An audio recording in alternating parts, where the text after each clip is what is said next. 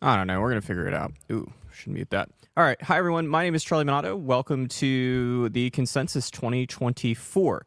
I am from halfwheel.com. This is not the Halfwheel Top 25 list. If you are curious about that, it is on the website. You can check it out at halfwheel.com. But today is all about 49 other lists and I guess Halfwheel. So if there's any audio issues or video issues, please let me know. I'm by myself as opposed to the previous two live streams where Brooks Whittington and Patrick LeCreed were on hand with me. But I have promised that this list or this live show is going to be a bit different and it's going to be a lot quicker to get to the point. So with that out of the way, let's get started by explaining the rules. So this is the consensus. For those of you that are unfamiliar with the list, I've done this since Halfwheel started. It actually sort of precedes Halfwheel's Top 25. Every year I take all of the top 10, top 25 lists that I can find, top whatever list. I take up to 25 cigars, so there's still some people that put 30 cigars on their list, and there are plenty that don't put 25.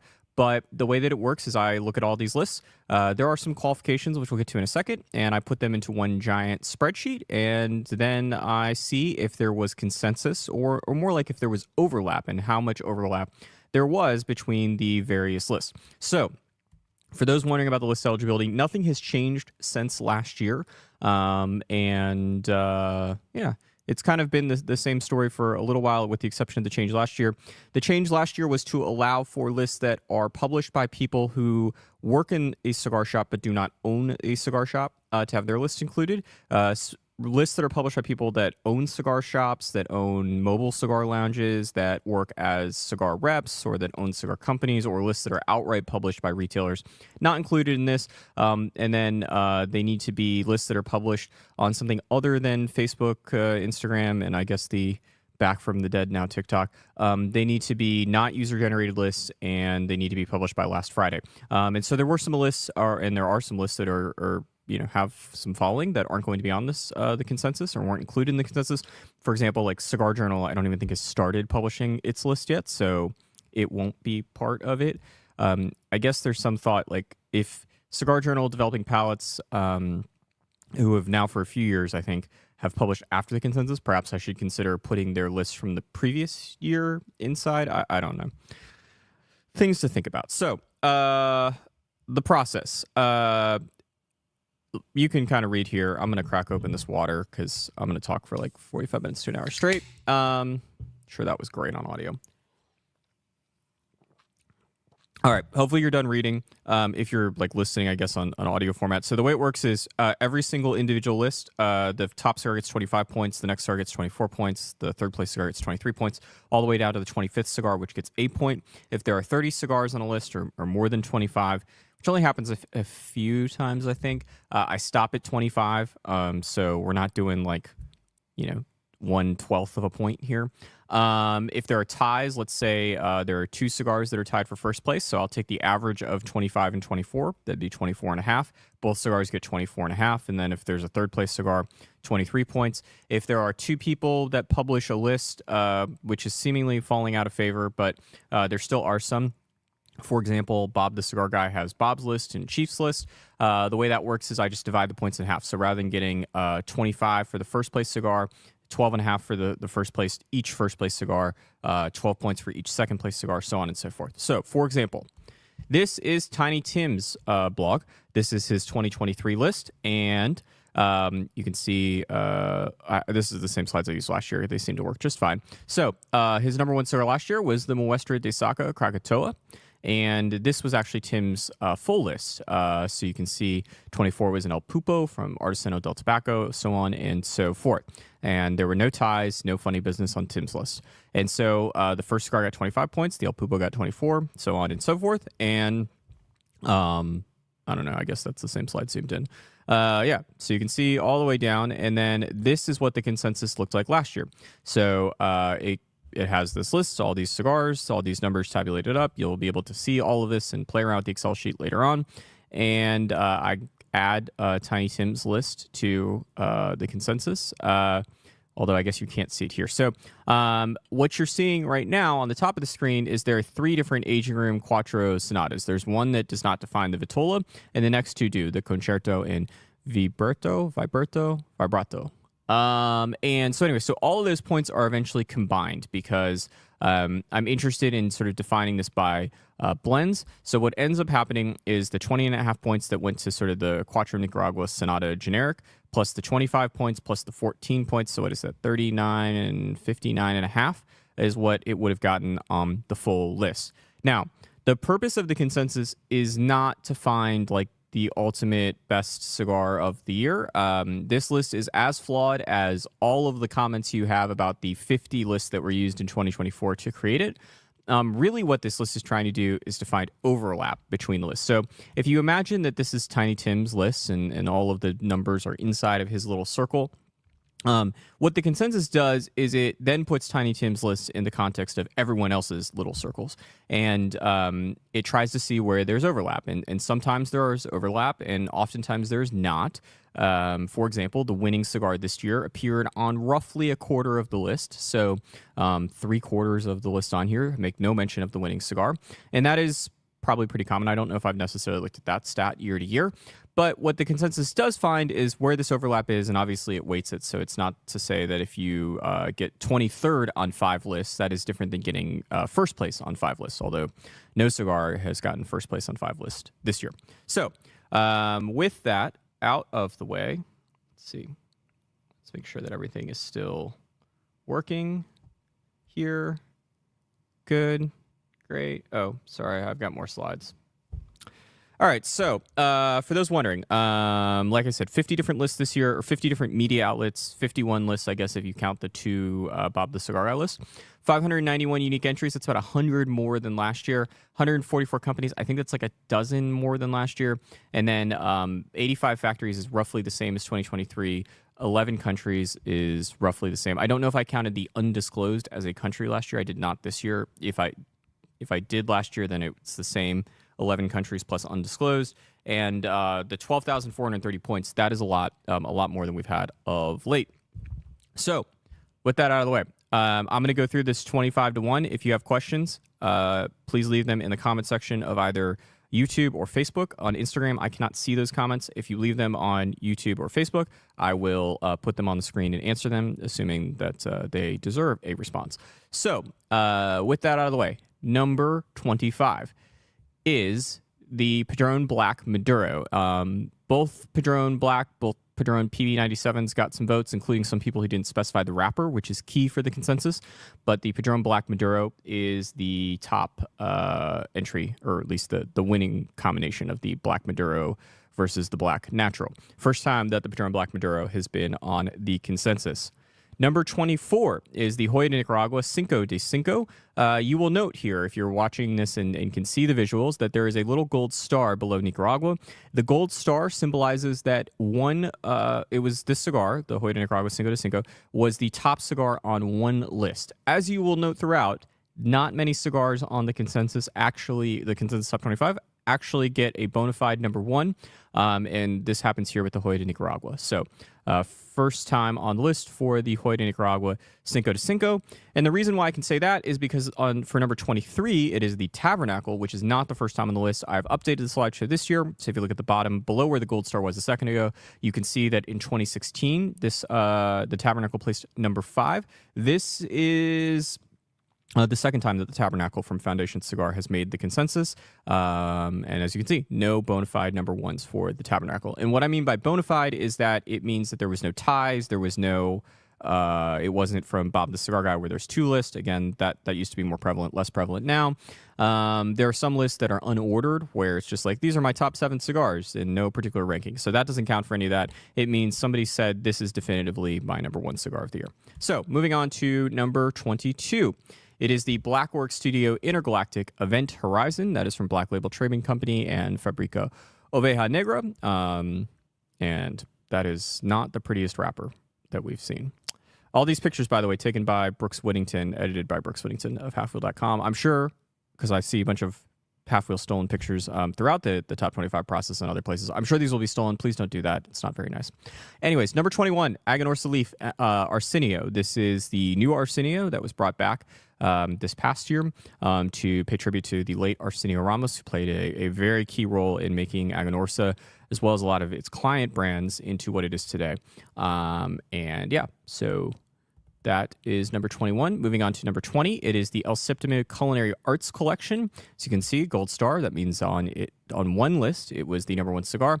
Interesting story with this is that there's, I think, 4 different cigars, and they all have like a different theme to them, but they're all the same blend. But if you look at like the bands, you would totally not think that they're supposed to be the same blend. Anyway, number 19 is the La Flor Dominicana Andalusian Bowl. As you can see, not only was it a top cigar on somebody's list, also, this is the second time that it's been on it. I feel like the Andalusian Bowl has been on it more than just once in the consensus top 25, but apparently that is just the case. I did some work yesterday to try to figure this out, and as far as I could tell, only shown up once on this list one other time, but here for the second time. And a pretty interesting like sort of staying power thing here, because there was not any new Andalusian Bull sizes, obviously not a new cigar, and yet still made it here. At number 18, it is the Principal Martinique. This is the first time this cigar has been on here. Relatively new release from Principal Cigars, and cigar that we had to go acquire to take a picture of. So thank you to Brooks and the folks at Industrial Cigar Company, who ended up being a popular destination for Brooks to go visit to get cigars for this list. Anyway, number 17 is the Dunderma. This is a shop exclusive for Secreto Cigar Bar in Michigan, made by Dunbarton Tobacco and Trust. This is the first time it has appeared on the consensus. There are now 2 sizes of Dunderma. This is the original size, although I don't remember the dimensions off the top of my head. Number 16 is the Postania Connecticut. This is the Justice size, as emphasized by the secondary band on here. Another cigar, I guess I don't know if I need to shout it every time, but the Intergalactic from Blackwork Studio, as well as the Padron Black Maduro, as well as this cigar. All 3 of them made Half Wheel's top 25 as well. So I guess if you don't think that this cigar should be on the top 25 list, you can actually blame me, even though this is the consensus list. And speaking of things that were also on the Half Wheel Top 25, Las Calaveras Edición Limitada 2024 comes in at number 15. This cigar also on the Half Wheel list. I personally liked it quite a bit. So, yeah, if you don't think it deserves to be here, then, again, you can complain about me. Number 14 is the La Colmena from Warped Cigars. This is not a new line. It's been around for 10 years. And one of the reasons why I know that is because a big reason why it made the consensus top 25 this year was the 10th anniversary size that was released in the second half of 2024. Of note, because you don't see it every day, and because I forgot the period, but this is from El Teton de Bronze. So it's an American-made cigar that makes the list here. Coming in at number 13 is the Atabey Black Ritos. Certainly the first cigar, although I guess it's the first cigar that started as an NFT to make the list. This and the Andalusian Bull both have some NFT connections. For those of you that don't know, back in like peak NFT days, Selected Tobacco, or I think more specifically United Cigars, launched some actual NFTs. And there was some talk that eventually they might release the NFT cigar, which is what this is. And turns out quite popular. Finishes at number 13 on the consensus for 2025. Number 12, another cigar that was on Half Wheel's list, the 601 La Bamba Warhead 10. Actually on Half Wheel's top 25, on Half Wheel's Packaging Awards. So busy week for the 601 La Bamba Warhead in that particular picture, which I've seen a lot this week. Great cigar. Really enjoyed it. And congrats to Espinosa for finishing at number 12 here. So, number 11, perhaps the oldest cigar on the list. It is the Arturo Fuente Don Carlos. This is the second year in a row that Don Carlos has made the list. Last year it was at number 17. This year it finishes at number 11. No new sizes for Don Carlos in 2024. Though there was some talk of the Man Lanceros, and I suspect that the Man Lanceros are really just like basically Don Carlos Lanceros. Maybe they're modified, but I don't I would be more willing to bet that the Arturo Fuente Don Carlos, the Man Lanceros, are Don Carlos Lanceros than they are the Man blend, which is supposed to be some sort of senior blend derivative in the Lancero size. But whatever the case is, despite being told that they were in stock and were going to ship at the end of the year, they did not ship at the end of the year. Instead, there was a bunch of Middle East exclusives that came over. At number 10, it is the Sober Mesa Brule Blue Wagashi. This is a collaboration between Dunbarton Tobacco and Trust, Hoyt Nicaragua, who makes the cigars, Cigar Dojo, who does branding, I guess, for them, and it's part of this sort of family of Cigar Dojo cigars, as well as Smoke Inn, who sells them. It is now, it was supposed to be a limited edition, but I believe now is considered to be a ongoing limited production cigar. Finishes at number 10. This is a tweaked blend from the Brule Blue. Discloses a tweaked blend, so therefore it is individual from the Brule Blue blend. I do believe that the Brule Blue got some votes as well, so if they were not disclosed as a tweaked blend, this would have probably been higher up on the list. But nonetheless, it finishes at number 10. Number 9 is the Byron 21st Century, another cigar from Selected Tobacco Eseada and Tobacos de Costa Rica. First time it's made the consensus, and Brooks and I both know that because yesterday he had to go buy one of these to take a picture of it. So, fun times. Next time, guys, put less expensive cigars in the consensus, and it will save us money. These Atabase cigars are not cheap. Speaking of not cheap, though more affordable than that Byron 21st. It is the Fuente Opus X. This is the first time the legendary Opus X has made the consensus, coming in at number 8. Kind of a wide gamut of like how it made it. There were some not like regular production sizes. There were some regular production sizes, YouTubers, bloggers. I don't know if the magazines had it on there. But you know, not surprised to see Opus X, I guess, on it. I mean, the Fuente's been sort of having better years on the consensus, and so at some point, I mean, Don Carlos broke through last year. At some point, it was bound to happen that Opus X was going to do as well, and cracks the top 10 for its maiden appearance on the consensus. At number 7 is the wrong picture. It's Maestranza by Romacraft Tobacco. That is last year's number 7, probably. The La Vereda by Crown Heads. But yeah, the Maestranza makes it, not the Crown Head cigar you see in the picture. And it is from Romacraft Tobacco, as well as Nico Sueño. And that was Half Wheel's top cigar of the year, which is one of those 2 gold stars there. But unfortunately, go Charlie for not getting the right picture on the screen. At number 6, another cigar that was on the Half Wheel list, another cigar that was somebody's number 1 in 2024. It is the Plasencia Cosecha 151. This is a Honduran cigar from Plasencia, a Honduran Puro. And yeah, good cigar on the Half Wheel list. Patrick Reed really liked it, as did the rest of the Half Wheel staff. At number 5, it is the Black Label Trading Company Orthodox. This is a cigar that was somebody's, again, number 1, don't know who. First time on the list, new blend from Black Label Trading Company. And yeah, so congrats to Black Label. They managed to put 2 cigars on the consensus top 25, which I guess spoils the fact that there won't be another Black Label Trading Company in these final 4. Speaking of number 4, it is the Sin Compromiso, and this is the most awarded cigar, I think, kind of, maybe not in terms of number 1s, but certainly in terms of making the list. This is the 5th time that it has made the list. I believe that no other cigar has made it more than 3 times, and so it finished number 2 in 2018 and 2019, as well as number 10 in 2020. There was a new size this year for Sin Compromiso, the Selección number 4, and fittingly fits it at number 4. Another cigar from Dunbarton on this list. At number 3, it is the Davidoff Grand Cru Didymus Finis Limited Edition Collection. Did not make anyone's bona fide number 1, but did score a lot of points, and enough to finish it here at in the top 3. Another cigar on Half Wheel's list, as was that Sin Compromiso, and a very good cigar, as far as I'm concerned. Again, not my list, so don't blame me. At number 2 is the Isla del Cocodrilo. Drillo. There's not 2 L's there. I don't know. I failed Spanish multiple times, and yet this is the industry I chose. So it is from Warped Tabacalera La Isla in the Dominican Republic. Finished number 1 on at least one person's list.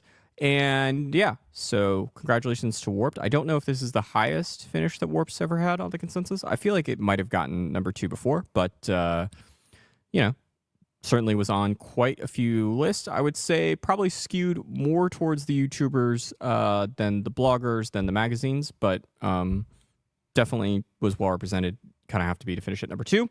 And at number 1, and I think to no one's surprise, it is another product from Dunbarton Tobacco and Trust. This year, it is the Umagog Bronzeback.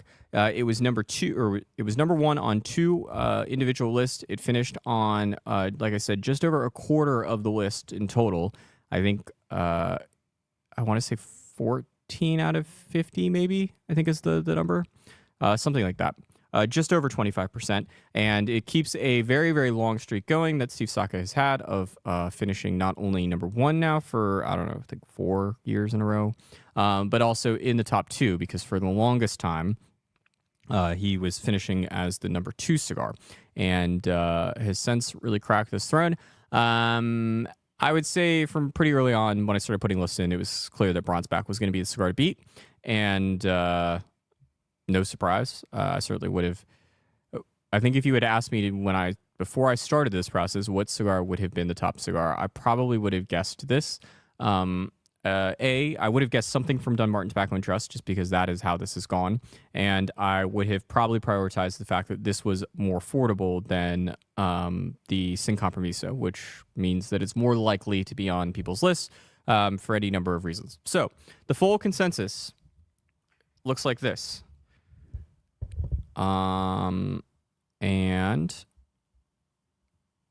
now, time for questions. So if you have questions, please ask them, and I will answer them. And if no one has questions, we can go about everyone's day, because God knows I need to do some things. This post is more or less ready to be published, and will be published, I would say, within like a half hour of us finishing here. So, well, we wait for the questions to come in. Some other notes. I do also tabulate the which company and which factory and which country are the highest scoring. No surprise on the country front. Nicaragua continues to dominate. I believe it is one every year. Typically, it gets more than 60% of the vote, and this year it did. It got like 61%, if I'm not mistaken. As far as the factory that got the most amount of points, this year it went to My Father Cigars Eseada, the main factory from the Garcia family. And it out-dueled Tabacalera AJ Fernandez, the main factory from AJ, which finished in number 2. Last year, I believe these were flip-flopped. AJ finished 1, and My Father finished 2. Company of the year was a bit surprising. It actually goes to Habanos Eseada, the Cuban cigar monopoly. That is largely due to one list. There was one YouTuber who had 25 cigars. They were all Cuban, which meant that Habanos got 325 points, which was like 40% of its total point gathering. Dunbarton Tobacco and Trust finished in number 2. I don't entirely know what to make of, like, should I put a full list? Like, the list wasn't like top 25 cigars. It was top 25 Cuban cigars. I don't know what to make of it. Like, it would seem to be... There are lists, I'm sure, that I have published where all the cigars have come from Nicaragua, and so therefore excluding the all Cuban list for these reasons seems like not the best idea. I don't know. So that was that. Let's get to some questions. Ben Smoking asks, any tips for new media to publish better lists? I would say just be honest. Like, that's the key. I think with any of these lists, I think that honesty is the best policy. And whether that means you're being honest in putting the 10 best cigars that you think on the list, like, I would assume that's what your readers, viewers, listeners would want more than anything else. Or perhaps it's being honest and saying, hey, these are 10 really good cigars. Like, it starts with my favorite cigar of 2024, or the best cigar I think of 2024. But by number 3, we've gotten to a point where hypothetical YouTuber, don't believe in putting more than one cigar from a single company on the list. And therefore, my number 3 cigar would probably be another cigar from Dunbarton. But I don't believe in doing that. So number 3 goes to this company instead. I think that sort of disclosure would be better. I will say that one thing I noticed, and I mentioned it in the editorial that goes along with the consensus that'll be published later, is that some of the YouTubers know fewer. Not that they know less, not that they know less about cigars or less about smoking cigars or less about reviewing cigars, but they know fewer people in the cigar industry. And it's very obvious to see because with YouTube, and with podcasting a bit, I guess. But with YouTube, you oftentimes, as a viewer, get much more unfiltered thoughts. And you can see people's faces as they say things, which I think really changes it. And they can't go back and edit it the same way they can text. And so I tend to find that there's a lot more unfiltered thoughts. Now, granted, it's not like I'm reading the words of the bloggers or the magazines, right? But most of them don't actually publish that much like text around their list. They usually are just like, here's the list. And maybe for the first two or three, they do something, but after that, they kind of stop. And some of the YouTubers, it's very apparent that they don't know that many people in the cigar industry. And I think that makes for better lists because there are other YouTubers and there are other bloggers and there are other magazines where the lists that get created are very clearly like, oh, everyone needs to eat. So I got 15 cigars that are going to get awarded. That means 15 different companies need to get awarded. And as someone that once made a list by themselves and that didn't have like the way that we do it at Half Wheel, it's all based on scores and we don't know who wins until the score sheets are all turned in at the end of the year. I obviously could like find out if I really wanted to, but I try to do it in isolation and it's always interesting to see what the end of the list is as opposed to checking it in July and getting a sense of kind of where the running table is. And so I know that when you put a list together individually, and if you're a consumer watching this and you're not a media person or a retailer or a manufacturer, here's the deal. When these lists get put together, whether it's top cigars, top cars, top wine, top whatever, when there's not some sort of scoring criteria and it is a subjective, I get to rank number 8 and rank number 9, like it's the AP rankings for college sports, what's going to happen is a lot of nonsense. A lot of like, oh, but I liked this better, so even though I originally had number 8 here, now it's going to be number 9, and oh, but I can't put that too low because I like number 9 more than number 5. What do I do with number 5? But this company, this restaurant, this whatever, like, historically they're always in the top 5, so shouldn't they get the benefit of the doubt that they're in the top 5? All of that stuff ends up happening when you get away from some sort of scoring-based system.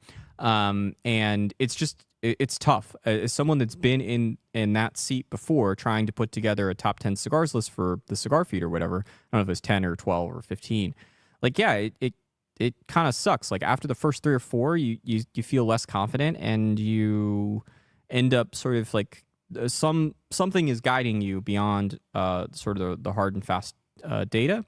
And whenever you're doing it by yourself, like that's probably what's going to happen. And look, some of the lists are, I think, influenced in ways that are fine, and they're like influenced in ways that are I would say like good and wholesome. And there are others that are influenced in the ways that are not necessarily wholesome, where they're trying to make sure that companies that either spend money on advertising or send cigars or whatever, or they're just friends with people they text with or they DM with, like, or people that leave comments on their videos whenever they review a product, like making sure that those people are getting taken care of. And that will influence how these rankings are done if they're removed from the numbers. And people that want to have criticisms of Half Wheel can say, well, you guys should review cigars blind. And I agree. If we reviewed them blind, there would be even less influence. There are reasons why we don't do that. Hopefully that was the 30-second answer that you were looking for, Ben. Griffin Smith asks, will there be a breakdown of ring gauge tracking you guys did in 24 to see how accurate cigar manufacturers are in relation to their listed sizes? Griffin, great question. Not in 24, but in 2025 at the end of the year, we will be doing that.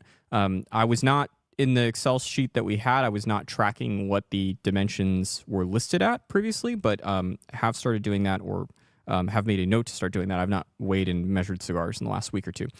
So I will be doing that, and I will be having, I think, like just a baseline, like here's how close it was, or doing some sort of curve. Sal wants to know, are there any cigars on this list that you and the crew did not smoke? Yeah, there are plenty on this list. I did not smoke or have not smoked the Isla de Cocodrila. Still not sure if that's the right way to pronounce it. I don't know if I've smoked Orthodox. I think I've smoked Wagashi, but I maybe have not. I've not smoked the Atabey Black Ritos. I don't believe I've smoked the Martinique.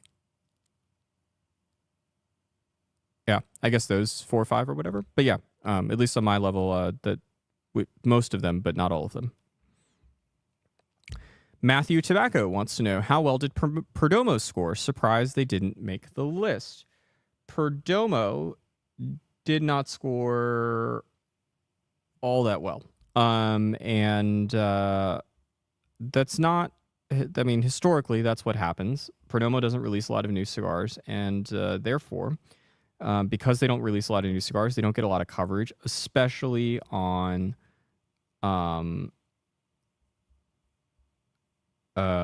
the internet, whether that be blogs or whether that be the YouTube land. Perdomo finished outside the top 25 in terms of company rankings, but probably pretty close to that. I just looking at the Excel sheet right now. But yeah, one note, Ashton finished in the top 25. And Ashton is sort of a parallel to me with Perdomo of like, here's another company that sells a lot of cigars but doesn't release a lot of new product in many years. Now, both Perdomo and Ashton both had new releases. Perdomo had the 30th anniversary, which I guess came out at the end of 2023, but definitely got mentioned on top 25 lists. And then Ashton had a rebranded the Noblesse, but neither one makes the top 25 in terms of cigars. But I was surprised because Ashton is one of these manufacturers that historically has just done terrible, especially in relation to like, here's how many cigars that we sell, and here's where we finish on the consensus. So that was interesting. Alan Rubin asks, were you surprised that any cigars didn't make the list? No, I don't really pay attention to like how cigars get reviewed outside of Half Wheel because it's not the best thing in the world for me to like pay attention to reviews for cigars that I might end up reviewing. I will say, actually, now that I think about it, now that I look, the 26th cigar is the Blackened S84 Shade to Black from Drew Estate. And that's probably like the substance of the answer to the question is that, which is Drew Estate has, in the last couple of years, has not done well in the consensus compared to its historical success. And this year it did, to give you an idea, it finished 14th on the company list. And S84 Shade to Black, like, doesn't make it here.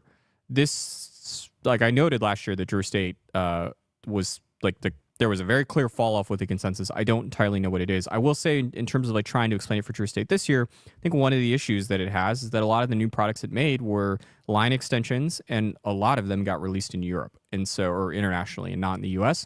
I don't know if Drew Estate's like sample machine, like, are they sending as many samples out to people? Are they sending them out?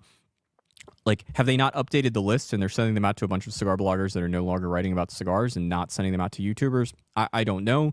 But yeah, it definitely seems like there's room for improvement to be had there. If Drew Estate really, like, for whatever reason, wanted to make the consensus, it could. I suspect that Drew Estate wants to be present in top 10 lists. Like, I suspect that it doesn't care so much about making number 14 on the consensus, but I do think that sort of Drew Estate's strategy would say that finishing 14th as a company is not a good indication, given the size of the company, given how much marketing they've done, and given how historically strong they've been, especially with the online media over the years.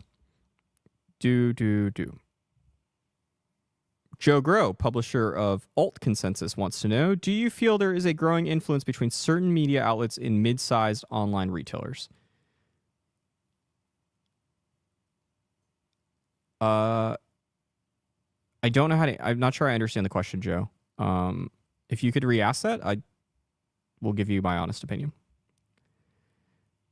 Alan Rubin, commenting on the Drew Estate things. Cigar Scope, do you actually watch all the list videos or skim to see what they say? I imagine watching would take forever. I do not watch all of them. So ideally, the YouTubers that I really like are the ones who will either send me their written out top 25 lists, so that way I don't have to watch your content, or they put it somewhere either at the bottom in the description or at the end of the video. It's not that I like don't want to watch your content. It's just that, like, as is pointed out here, it would take a while. And quite frankly, some of your content, not obviously you, but some of the content is terrible. And it's not for me, and probably not for many people. But a lot of it's quite good, including like some of the channels that aren't particularly popular. I've found to be enjoyable. But if there's no like here's the list type of thing, or like what Bob the Cigar Guy does, where at the end of the video he just runs through it real quick. Yeah, I'll put it on double speed, and I'll have to listen, and it takes a while. And some like fortunately, almost all the YouTubers this year went in order. The worst thing that can happen is when there's not a published version that I can see, and then it's like my number 24 cigar is X, my number 23 cigar is Y, my number 22 cigar is Z, my number 22 cigar is also AB, and they just don't realize that they have two number 22s, and the whole list goes on when they don't realize there's 26 cigars on the list. Yeah, it's fun.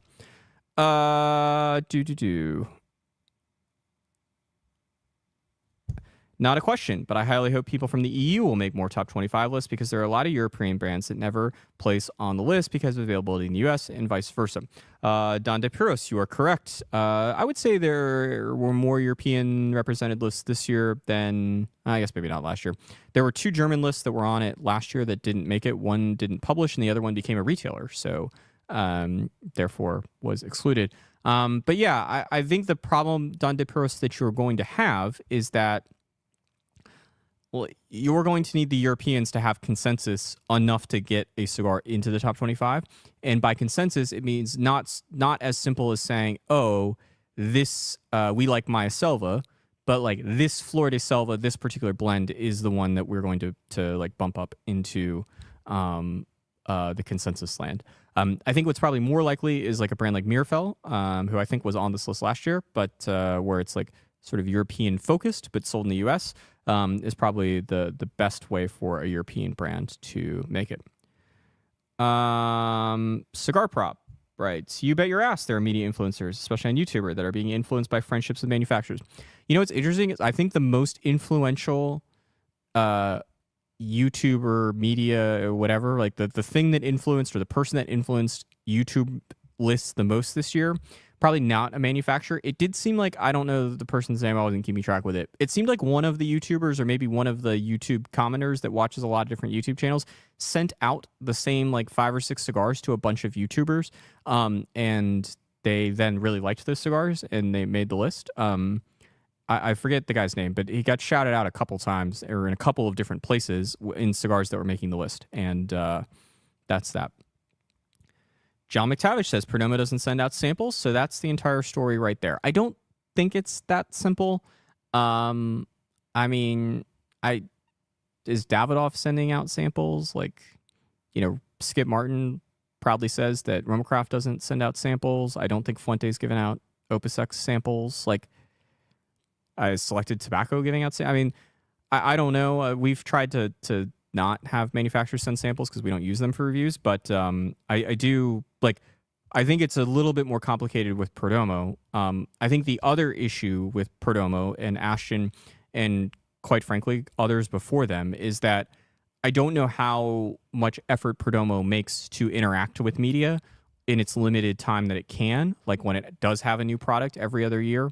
And I can only speak for Half Wheel about the interactions that we have, and they're fine. But if I don't think it's as simple as not giving out samples. I do think new product more important than samples, but I also think that having dialogue with, 20 entities on this list as opposed to 5 magazines would make a big difference. 5 magazines and 2 bloggers or whatever. Javier writes, I should probably read these in my head before saying these. Charlie, you mentioned that while doing the top 25 list for Half Wheel that you smoke cigars for work and not always what you like. How are the cigars chosen for you to review for a year? So I am the one that chooses the cigars that we review for the most part. Every once in a while, Patrick or Brooks will say, hey, are we going to review this? Or I'd like to see this get reviewed. But for the most part, it is me.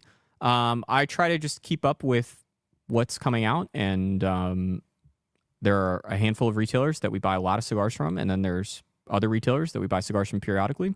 But like the handful of retailers that we buy cigars from a lot, those retailers know who they are. Like, we're buying cigars almost every week and sometimes multiple times a week from these retailers. And so just kind of paying attention to what they're getting in that's new. Obviously, the new side of the business educates me about kind of what is coming out. And then as far as who gets to review it, it's pretty simple. We're on a rotation. So like I reviewed the Padron Black, the PB797 Natural. I believe Patrick did the Maduro. I don't know exactly. Right. So like in theory, the next Patrick did, I guess, the Padron, the Legend cigar. So like there's a very good chance the next Padron review we do on Half Wheel probably will be Brooks' review. So we just sort of try to go through that rotation. Sometimes we need to focus it in on lines. So that way we don't have the same person reviewing Cro-Magnon over and over and over again. So sometimes we go out of order that way. But in general, it's just like, all right, who's the out of the three of us, who's the one that hasn't done the review recently?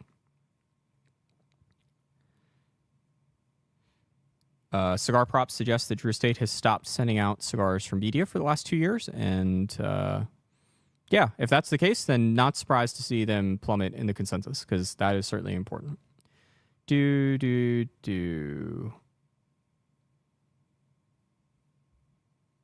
Edgar wants to know, does this list influence you any way? I know you don't usually choose a lot of the cigars you smoke, but when you do, will you seek out any that are mentioned in the list? Yes. I think that there's a good chance that like we will review Isla del Cocodrilo, where we probably wouldn't have reviewed it, or it wasn't the like out of the warped and Gellus cigars that have been coming out of late. Like that one didn't get earmarked for review, but we probably will now, just to take a look at it. I don't think that it's like a referendum on the consensus. But yeah, I you know, like I think that there's certainly, at least in some part of the cigar smoking internet world, is interest in this cigar. And so I think it would be like dumb to be like, oh, we're not going to review this. I don't know if any of the cigars that are on here right now are like in the works for a review. I don't think so. But yeah, the consensus does. The other thing that it does, like last year, internally, we had a conversation at Half Wheel about there were 2 companies that had been on the consensus or had been mentioned in the consensus. And they were 2 companies that I felt like we hadn't done a great job of staying on top of our communications with them. And so we tried to be better about them for 2024. I don't know if there's anyone that stands out to me this year of like, hey, we need to get better with these 2 brands. Joe Grow, taking a second stab at this. Some cigars in the consensus appeared heavily in certain media outlets that have relationships with mid-sized online retailers. Do you see this as a growing trend? For example, Atabey Black. So to connect the dots here, Atabey Black is from Selected Tobacco. Selected Tobacco is distributed in the U.S. by United Cigars. United Cigars is owned by Dave Garofalo. Dave Garofalo owns Two Guys Smoke Shop, as well as the Cigar Authority, as well as United Cigars. The Cigar Authority is I believe, the longest running cigar podcast in existence. So, do I think that media outlets or relationships that they have with mid-sized online retailers? Oh, yeah. I mean, look, there's no question that like Dunderma, right? That is not the only private label cigar that Dunbarton Tobacco and Trust makes. Is it the best private label cigar that Dunbarton Tobacco and Trust makes? I don't know. I'm guessing that there's not a single media person that has tried all of the private labels that Dunbarton Tobacco and Trust has made. But of the ones that it has made, Dunderma is made for a store that has an owner who is very online, and that makes a difference. Because if it's the Owl Shop, which I believe has also, maybe that was a Foundation release, I don't know. But if it's just some random retailer in the Northeast that's not very online, as I would put it, yeah, probably going to get less attention than the one that's made for a shop that's very online. And like as far as the retailers influencing it, yeah, I mean, there's no question that some of the Cigar of the Month clubs in particular probably influence this quite a bit, because I think some of them have either signed up media outlets for free or at a discount or whatever, or that's what they're promoting, right? And therefore the cigars in those packs are more likely to be listed on, like, are more likely to be smoked, more likely to be listed on lists, and then therefore more likely to make the consensus. I think that there are other retailers, but I mean, then you look at the top of this list, and it's like I don't think that the top of the list would be very changed by that. Maybe, but yeah, retailers definitely make a difference.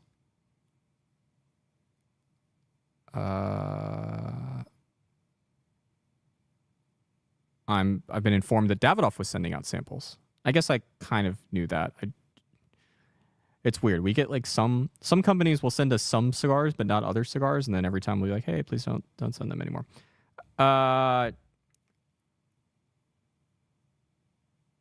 Charlie, have you considered doing a segment on cigars that make a big splash on Cigar of the Year list one year, only to quickly disappear from retailer shelves soon after? Curious to hear your thoughts, or curious on your thoughts here.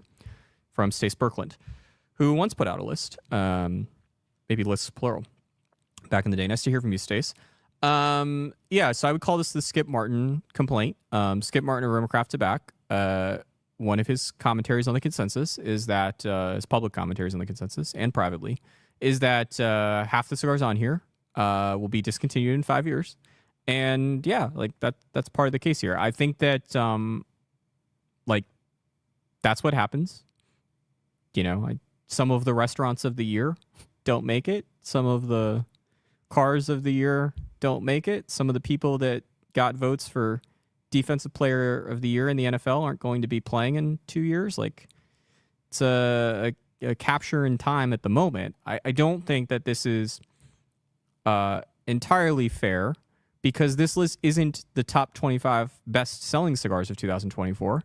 And I don't think any of us that put together lists, hopefully, like, of the ones that make the consensus, certainly some of the ones the retailers are doing, I would be very surprised to learn that the people that are putting together lists have any consideration for, oh, is this cigar going to be sold in 5 years when doing so? And certainly if you will put together a list and that is a consideration for what's the difference between number 11 and number 15, then you should tell your readers about that. And also send me an email, because I'm very fascinated to know what that list would look like.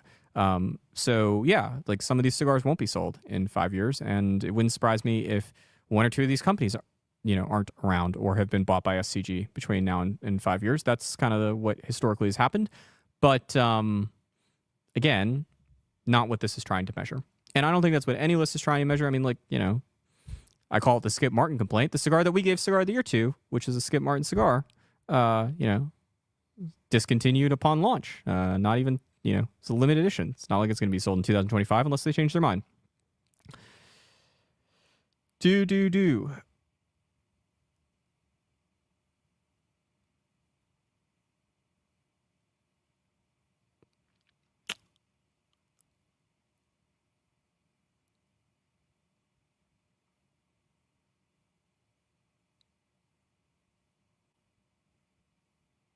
All right. I think I've exhausted all of the questions beyond, like, what is this list? Yeah.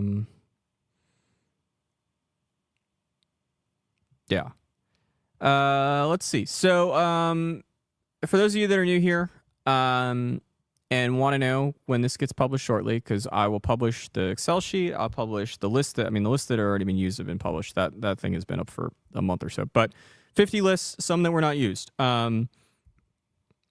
So, not the most common, but one reason why is because the list wasn't published by the time that it needed to be.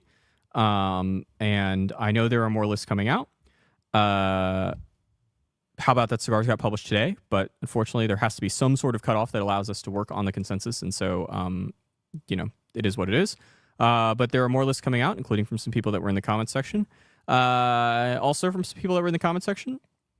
You own a retail store, not going to be included. In addition to the two that are on the screen, Smoker Spot, which is a YouTube channel in Germany, which has long been featured on the consensus, now owns a shop in Mainz in Germany called Die Tabak Gallery.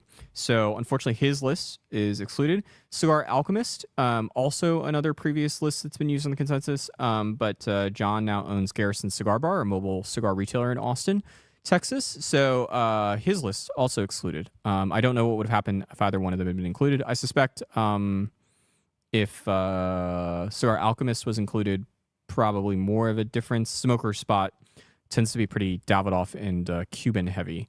So I don't know, maybe it would have made a difference between number 1 and or maybe 2 and 3. It wouldn't have made a difference between number 1 and 3. Yeah, or it's a user-generated list, is oftentimes one of the other reasons why. Let's see. All right. This might be the last question. If you have any last questions, please ask them. Otherwise, I'm getting out of here. All right. Griffin wants to know, what's the travel schedule Q1 for you guys? I assume at Half Wheel. Patrick Legreed, currently right now in Nicaragua at Pure Sabor. Next week, Patrick Legreed and I will be at TPE in Las Vegas, the first trade show of the year. Then I'm home for a couple weeks. I go to Pro Cigar after Valentine's Day. The week after that, Brooks goes to Cuba for the Festival del Habano 25. And then we're back until PCA. So, fun times. All right. I appreciate everyone for tuning in and asking questions. Hopefully this was enjoyable in the spirit of the consensus, not trying to drag this on too long. The consensus will be published in full shortly, and you can have access to the Excel sheet. Hopefully there are no blend issues a la last year. I appreciate all of you for tuning in. I appreciate everyone who makes these lists, right? And especially those of you that send them over. I know that for a lot of you, the consensus is a big deal. I'm sure some of you that have their list featured here, you have no idea what I'm talking about, and that's perfectly fine. As I always say, the consensus is best viewed as a lens in between cigar manufacturers and the media that cover those manufacturers. I don't believe it's the end-all be-all of top 25 lists, or that these are the top 25 best cigars of 2024. Best cigar of the year lists are very, very subjective, and so they're almost always not going to be in line with your particular thoughts, and that's perfectly fine. But the consensus is unique in that it's really no greater than the sum of its parts. So if you have issues with a particular YouTuber because you think they're influenced or biased, or you think Half Wheel's full of shit, or you think this magazine's just taking money for ads, all those same problems are going to show up on the consensus. They'll be a little bit more hidden because of the power of numbers. But at the end of the day, if you don't think cigar media is telling the truth or doing a good job, then you're going to think the consensus is pretty piss poor. So with that ringing endorsement out of the way, thank you for tuning in, and have a good afternoon.